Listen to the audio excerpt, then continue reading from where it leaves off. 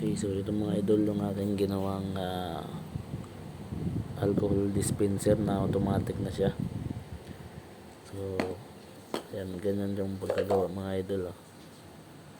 So wala kang makikitang pisa na sa loob. Ayan, dito yung sensor, gumamit tayo ng sensor, 5 volt na relay at buzzer para pag nag-on siya tumutunog. Tapos gumamit tayo ng step down module back converter po kasi 12 volts yung input. Yung motor natin 5 volts lang, pati yung relay 5 volts nasa loob po, at ang ating sensor na PIR 5 volts lang din, kaya nag-step down tayo dito 12 volts to 5 volts.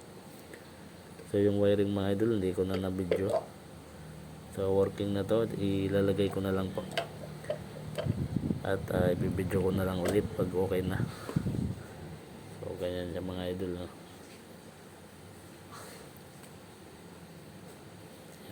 Hindi ko pa naayos yung ano niya, yung hose.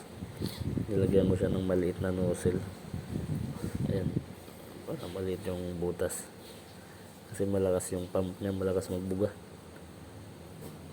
So ayan lang mga idol, input niya 12 volts.